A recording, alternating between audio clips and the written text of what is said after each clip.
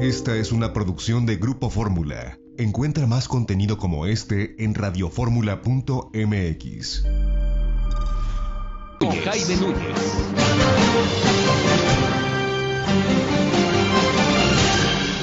Bueno, ya de regreso a las 7 de la mañana con 45 minutos, es el tiempo del centro del país. Uno de los principales estandartes, la bandera que tiene este gobierno, el gobierno federal que encabeza el presidente Andrés Manuel López Obrador, es todo lo relacionado al combate contra la corrupción. En eso basa buena parte de su discurso, de su mensaje y de que las cosas, bueno, pues van en el sentido de erradicar este, pues mal ciertamente que tiene algunos sectores de la economía también, y algunos sectores que saltan al ámbito gubernamental o viceversa, del ámbito gubernamental al sector productivo del país. Y hay que hablar con los expertos. Está con nosotros conectado a través de la tecnología Pablo Montes, él es coordinador de anticorrupción del IMCO, del Instituto Mexicano de la Competitividad. ¿Qué tal, Pablo? Qué gusto saludarte. ¿Cómo te va? Muy buenos días. Hola, Jaime. Muchas gracias por la invitación. Oye, a ver, ustedes tienen pero muy claro lo que ocurre en temas de corrupción y qué hacer para que esto, pues no sea un impuesto que la sociedad tenga que pagar o cargar con él, desde que son cosas tan simples, desde el señor que va a recoger tu basura y que le tienes que dar una lana para que la recoja, si no la recoge, no se lleva la basura. Ese tipo de cositas que van sucediendo en la vida, o el señor que estaciona el automóvil y que no te deja estacionarlo y le tienes que dar una lana para hacerlo. Todo ese tipo de actos se van haciendo en la vida cotidiana, pero también en las esferas gubernamentales y en las esferas también productivas y empresariales. El índice de riesgos de corrupción del IMCO, ¿qué muestra? ¿Qué dice? ¿Y en dónde estamos colocados, Pablo? Buenos días.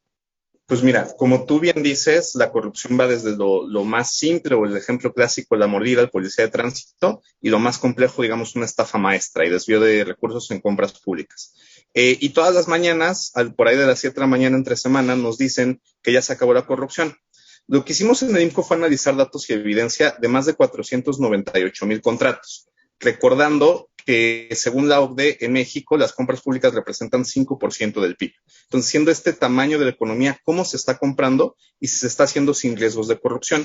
Y a pesar del discurso, lo que encontramos en este análisis de más de 260 instituciones es que el riesgo de corrupción aumentó para el 59% de las instituciones federales. 147 instituciones de 247 tienen un mayor riesgo de corrupción en 2020 que lo que tuvieron en 2018. ¿Qué está pasando con ese gobierno que tiene un discurso anticorrupción, pero tiene acciones que no van en ese sentido, mucho en el tema de compras públicas, Pablo? Sí hay una contradicción muy fuerte, incluso en el Plan Nacional de Desarrollo, por ejemplo, se menciona que se van a erradicar las adjudicaciones directas, que vemos que en 2020 fue el año en el que más dinero se ha dedicado a adjudicaciones directas en la historia de Compranet, al menos, ¿no? Entonces vemos un discurso que no se está siguiendo con acciones y que está permitiendo que hayan prácticas de riesgo que al final afectan la calidad de las obras y de los servicios que reciben las y los ciudadanos, y que pues sin duda alguna van en contra de esta bandera anticorrupción del gobierno y que tiene que, digamos, ser corregida más pronto que tarde.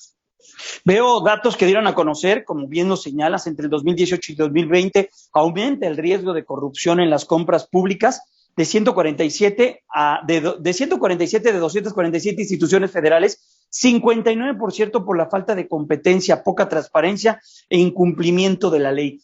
Lo hemos visto desde el principio. Este gobierno, pues, en este afán o en este discurso de luchar contra la corrupción, pues, por ejemplo, quitó todo lo que se venía haciendo con estas subastas inversas para comprar medicamentos, Pablo, que era en su momento que podía ser perfeccionable, que podía mejorarse, pero lo deshace, y ahora estamos inmersos en un tema donde no encuentran medicinas, hay falta de algunos tratamientos, y estamos en la otra postura directamente opuesta a lo que vivíamos.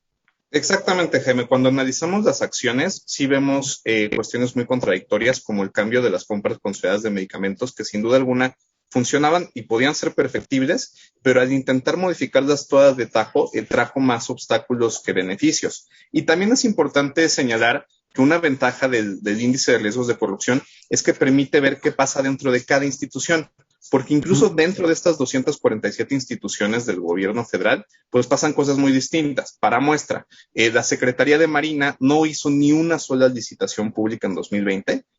Recordemos que el secretario hace poco estaba diciendo que no había funcionarios públicos honestos en México, pues en su secretaría no se hicieron ni una sola licitación. El INE, digamos, hay ciertas instituciones que no entran en nuestro análisis porque no realizan compras a través de Compranet. Por ejemplo, el INE, al ser un órgano autónomo, no lo hace a través de Compranet, pero por ejemplo, el INAI, que sí lo hace a través de Compranet, sale muy bien calificado junto con el INEGI, junto con otros órganos constitucionalmente autónomos. Y también es importante señalar que Pemex y CFE no entran dentro de la ley de adquisiciones. Entonces, son de los principales compradores de gobierno, pero no se pueden analizar y monitorear sus compras.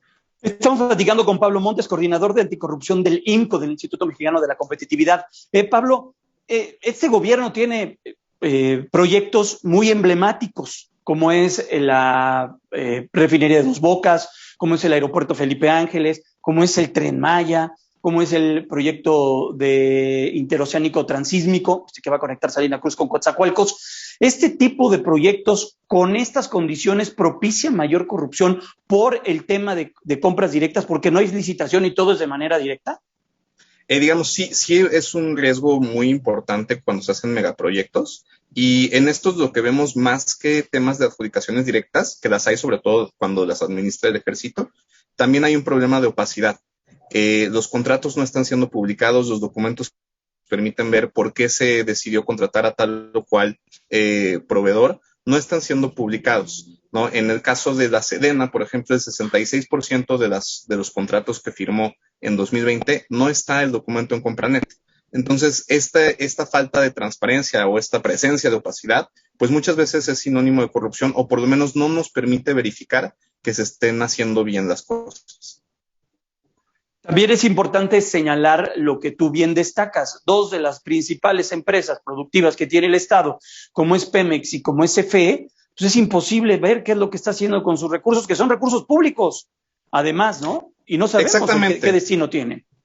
Pues con la reforma energética se decidió darles este papel de empresas productivas del Estado, y entendiendo que tienen que competir en el sector privado, se creó un régimen especial de contrataciones. El problema es que este régimen, digamos, sigue reglas distintas a las demás instituciones públicas, y en términos de transparencia eso dificulta el monitoreo. Lo que nosotros estamos proponiendo es que, si bien se mantengan sus compras, digamos, con este régimen especial, y que no terminen alentando sus operaciones, que sí sean transparentadas de la misma manera que el resto de las instituciones. Más allá, y tú como bien lo comentas, más allá de generar un análisis y una fotografía del momento que vive, también ustedes están proponiendo algo. ¿Qué es lo que se propone directamente? Lo más importante es hacer cambios a la legislación de contrataciones, tanto la ley de adquisiciones como la ley de obra pública. Por ejemplo, las compras de emergencia. Hemos visto que por la pandemia se tuvieron que acelerar compras, se tuvieron que hacer adjudicaciones directas, lo cual es comprensible, pero no hay un protocolo para hacer compras de emergencia que defina cuándo tendríamos una emergencia, cuándo se terminaría. Esto se tiene que incorporar a la ley de adquisiciones, entendiendo, uno, que la pandemia sigue, y dos, que en México las emergencias suceden un año sí y el otro también, por desastres naturales. Bueno, vimos lo que pasó con Grace este fin de semana. Oye, Pablo, por ejemplo, me salta un ejemplo claro. Se compraron 15 cuantas pipas para el tema del huachicol. ¿Ahí qué pasó? Pues esas compras justo se hicieron a través de una filial de Pemex que no está en Compranet. Entonces es justo uno de estos problemas en donde tenemos una gran cantidad de recursos públicos que no se les puede dar un monitoreo. O sea, y lo traigo a colación porque un día en el periférico vi una fila de pipas que decían Pemex, y ahí traían con combate al huachicol y no sé qué cosa. Tienes toda la razón, ahí no supimos qué pasó, ¿verdad? No supimos a quién se le compraron, cuándo se entregaron, digamos, detalles básicos que tendríamos que tener de cualquier contratación, no lo supimos. Y digamos, pudo haber sido una compra totalmente honesta y digamos, dentro de la ley, pero el hecho de no contar con la información no nos permite monitorear y tampoco nos permite cuestionar o mejorar. y ese es uno de los temas por los cuales la transparencia es importante. Y por último, tengo aquí a la mano, y lo vamos a ver en pantalla, este puntaje IRC 2020, instituciones que gastaron más de 3,000 millones de pesos, y te vas de espaldas, ahí lo estamos viendo, como bien lo comentabas, la Administración Portuaria Integral de Salina Cruz, y de ahí para abajo, muchísimos recursos. Sí, el caso de Lápiz Salina Cruz es bastante notorio, porque adjudicaron directamente la construcción de un rompeolas por 4,000 millones de pesos. En un solo contrato se adjudicaron directamente 4,000 millones de pesos, y obviamente esto eleva el riesgo de manera considerable. Nos comentaban un poco que es, digamos, el presupuesto completo de ciudades como Cancún, se fue en una adjudicación directa. Entonces, este puntaje, pues sí es importante seguir, y es importante entender, y todo esto lo ponemos en nuestro reporte en nuestra página de internet, el cómo cada institución tiene problemas que se tienen que atender de manera distinta, y es importante tener justo mediciones para poder mejorar. Pues Pablo, muchas gracias. Es Pablo Montes, coordinador de anticorrupción del INCO. Que estés muy bien, excelente fin de semana, y vamos a estar muy al pendiente de lo que dan estos resultados y del trabajo que hace el Instituto Mexicano de la Competitividad. Gracias, fuerte abrazo, Pablo. Muchísimas gracias, hasta pronto. Hasta pronto. Quédense con nosotros aquí en Grupo Fórmula. Nos vamos a una pausa comercial y recuerde que lo invitamos a que nos escuche todos los días, de lunes a viernes, de 5 a 6 de la tarde. 104.1 FM, 1500 de AM, ahí también en Radio Fórmula. Los esperamos. Pausa, es breve, volvemos.